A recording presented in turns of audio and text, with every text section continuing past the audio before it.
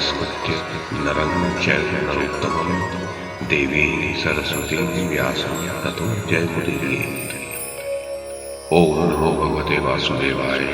ओम नमः पितामहाय। ओम नमः प्रजापतिभ्यः। ओम नमः कृष्णद्वैपायनाय। ओम नमः सर्वविघ्नविनायकेभ्यः।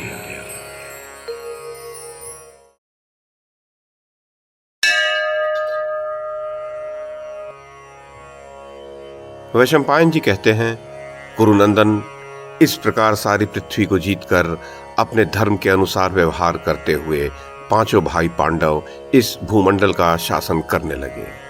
धर्मराज की सत्यनिष्ठा, प्रजापालन में अनुराग और शत्रु संहार देखकर अपने आप अपने अपने धर्म का पालन करने लगी।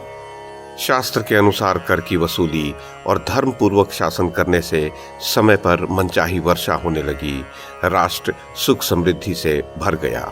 राजा के पुण्य प्रभाव से खेती बाड़ी, व्यापार और गोरक्षा ठीक ठीक होने लगी। प्रजा में छल कपट, चोरी और लूट का नाम भी नहीं रह गया। राज कर्मचारी झूठ नहीं बोलते थे। धर्मराज के धर्माचरण से अतिवृष्टि, अनावृष्टि, रोग, अग्नि आदि का भय न रहा। लोग उनके पास भेंट देने या प्रिय कार्य करने के लिए ही आते, युद्ध आदि के लिए नहीं। धर्मानुकूल धन की आय से कोष भरा पूरा एवं अक्षय हो गया। तो जब धर्मराज ने देखा कि मेरे अन्न, वस्त्र, रत्न आदि के भंडार सर्वथा पूर्ण हैं, तब उन्होंने यज्ञ करने का संकल्प किया। मित्रों ने उनसे अलग अलग और इकट्ठे होकर भी आग्रह किया कि यही यज्ञ करने का शुभ समय है, अब शीघ्र ही यज्ञ आरंभ कर देना चाहिए।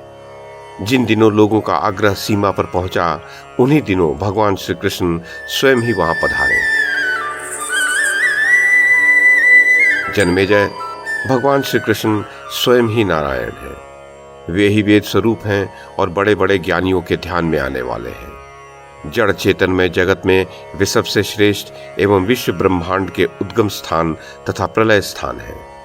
वे भूत, भविष्य, वर्तमान के स्वामी, दैत्यनाशक, भक्तवत्सल एवं आपातकाल में शरण देने वाले हैं। भगवान श्री कृष्ण अपने भक्त युधिष्ठिर पर कृपा करने के लिए असंख्य धन, अक्षय रत्न राशि और महान सेना लेकर रथ की ध्वनि से दिग्दिगंत को मुखरित करते हुए इंद्रप्रस्थ में आ पहुंचे। सबने उनकी अगवानी करके उनका यथोचित सत्कार किया। धर्मराज युधिष्ठिर अपने भाई पुरोहित धौम्य और श्री कृष्ण द्वैपायन आदि ऋषियों के साथ उनके पास गए तथा विश्राम, कुशल प्रश्न आदि के अनंतर उनसे बोले, भैया श्री कृष्ण, ये सारा भूमंडल आपकी कृपा प्रसाद से ही हमारे अधीन हुआ है। बहुत सी धन संपत्ति भी हमें प्राप्त हुई है। ये सब आपके लिए ही है। अब मैं चाहता हूं कि इसके द्वारा विधि पूर्वक हवन और ब्राह्मण भोजन संपन्न हो। अब आप मेरे अभिलषित राजसूय यज्ञ के लिए मुझे अनुमति दीजिए। गोविंद, अब आप यज्ञ की दीक्षा ग्रहण कीजिए। आपके यज्ञ से मैं निष्पाप हो जाऊंगा, अथवा मुझे ही यज्ञ दीक्षा लेने की अनुमति दीजिए। आपकी इच्छा के अनुसार ही सारा कार्य संपन्न होगा। भगवान श्री कृष्ण ने युधिष्ठिर के गुणों का वर्णन करते हुए कहा, आप अपने इस अभिष्ट यज्ञ को प्रारंभ कीजिए। आप अपने इस अभिष्ट यज्ञ को प्रारंभ कीजिए। मैं आपका कल्याण करने के लिए सदा उद्यत हूं। मुझे आवश्यक कार्य में लगाइए। मैं आपकी सब आज्ञाओं का पालन करूंगा। युधिष्ठिर बोले, श्री कृष्ण, मेरा संकल्प सफल हो गया। मेरी सिद्धि सुनिश्चित है, क्योंकि ऋषिकेश, आप मेरी इच्छा के अनुसार स्वयं ही यहाँ उपस्थित हो गए हैं।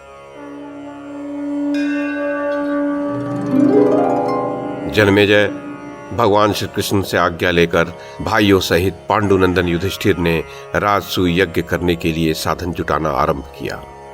उस समय शत्रुओं का संहार करने वाले पांडु कुमार ने योद्धाओं में श्रेष्ठ सहदेव तथा संपूर्ण मंत्रियों को आज्ञा दी। इस यज्ञ के लिए ब्राह्मणों के बताए अनुसार यज्ञ के अंगभूत सामान, आवश्यक उपकरण, सब प्रकार की मांगलिक वस्तुएं तथा धौम्य जी की बताई हुई यज्ञ में उपयोग आने वाली सामग्री, इन सभी वस्तुओं को क्रमशः जैसे मिले वैसे ही शीघ्र अपने सेवक जाकर ले आए। इंद्रसेन, विशोक तथा अर्जुन का सारथी पुरु ये मेरा प्रिय करने की इच्छा से अन्न आदि के संग्रह के काम पर जुट जाएं। कुरुश्रेष्ठ, जिनको खाने की प्रायः सभी इच्छा करते हैं, वे रस और गंध से युक्त भांति भांति के मिष्टान आदि तैयार कराए जाएं, जो ब्राह्मणों को उनकी इच्छा के अनुसार प्रीति प्रदान करने वाले हों।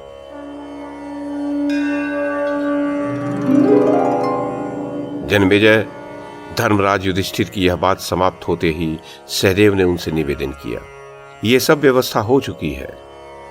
राजन, तदनंतर द्वैपायन व्यास जी बहुत से ऋत्विजों को ले आए। स्वयं सत्यवती नंदन व्यास ने उस यज्ञ में ब्रह्मा का काम संभाला। धनंजय गोत्रीय ब्राह्मणों में श्रेष्ठ सुसामा सामगान करने वाले हुए और ब्रह्मनिष्ठ याज्ञवल्क उस यज्ञ के श्रेष्ठतम अध्वर्यु हुए। वसुपुत्र पैल धौम्य मुनि के साथ होता बने थे। भरत श्रेष्ठ, इनके पुत्र और शिष्य वर्ग के लोग जो सब के सब वेद वेदांगों के पारंगत विद्वान थे, होत्रग अर्थात सप्तहोता हुए। उन सब ने पुण्याहवाचन कराकर उस विधि का ऊहन कराकर शास्त्रोक्त विधि से उस महान यज्ञ का पूजन किया।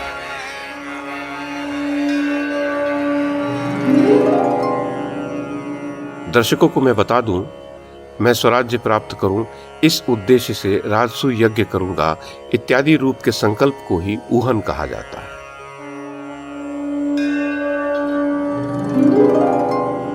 तो वैशंपायन जी आगे कहते हैं, उस स्थान पर राजा की आज्ञा से शिल्पियों ने देव मंदिरों के समान विशाल एवं सुगंधित भवन बनाए। तदनंतर राज शिरोमणि नरश्रेष्ठ धर्मराज युधिष्ठिर ने तुरंत ही मंत्री सहदेव को आज्ञा दी, सब राजाओं तथा ब्राह्मणों को आमंत्रित करने के लिए तुरंत ही शीघ्रगामी दूत भेजो। राजा की यह बात सुनकर सहदेव ने दूतों को भेजा और कहा, तुम लोग सभी राज्यों में घूम घूम कर वहां के राजाओं, ब्राह्मणों, वैश्यों तथा सब माननीय शूद्रों को निमंत्रित कर दो और बुला ले आओ।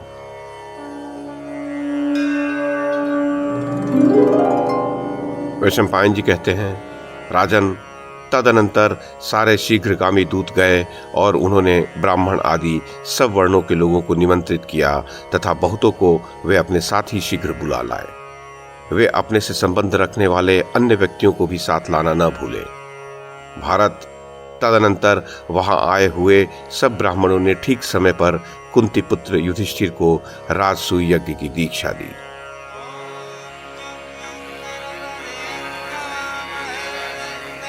यज्ञ की दीक्षा लेकर धर्मात्मा धर्मराज युधिष्ठिर सहस्रों ब्राह्मणों से घिरे हुए यज्ञ मंडप में गए।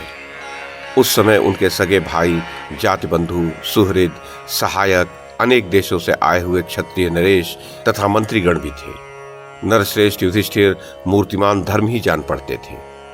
तत्पश्चात वहां भिन्न भिन्न देशों से ब्राह्मण लोग आए जो संपूर्ण विद्याओं में निष्णात तथा वेद वेदांगों के पारंगत विद्वान थे। धर्मराज की आज्ञा से सहस्रों शिल्पियों ने आत्मीय जनों के साथ आए हुए उन ब्राह्मणों के ठहरने के लिए पृथक पृथक घर बनाए थे, जो बहुत से अन्न और वस्त्रों से परिपूर्ण थे और जिनमें सभी ऋतुओं में सुखपूर्वक रहने की सुविधाएं थी। राजन, उन गृहों में वे ब्राह्मण लोग राजा से सत्कार पाकर निवास करने लगे। वहां वे नाना प्रकार की कथाएं कहते और नट नर्तकों के खेल देखते थे। वहां भोजन करते और बोलते हुए आनंदमग्न महात्मा ब्राह्मणों का निरंतर महान कोलाहल सुनाई पड़ता था। इनको दीजिए, इन्हें परोसिए, भोजन कीजिए, भोजन दीजिए, इसी प्रकार के शब्द वहां प्रतिदिन कानों में पड़ते थे।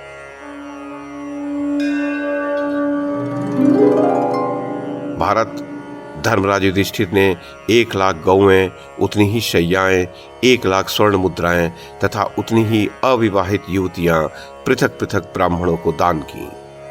इस प्रकार स्वर्ग में इंद्र की भांति भूमंडल में अद्वितीय वीर महात्मा पांडुनंदन युधिष्ठिर का वह यज्ञ प्रारंभ हुआ। तदनंतर पुरुषोत्तम राजा युधिष्ठिर ने भीष्म, द्रोणाचार्य, धृतराष्ट्र, विदुर, कृपाचार्य तथा दुर्योधन आदि सब भाइयों एवं अपने में अनुराग रखने वाले अन्य जो लोग वहां रहते थे, उन सबको बुलाने के लिए पांडुपुत्र नकुल को हस्तिनापुर भेजा।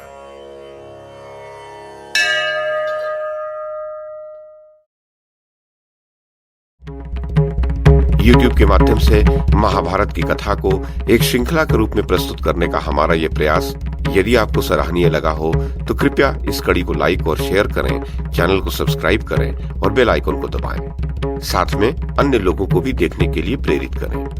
धन्यवाद और नमस्कार।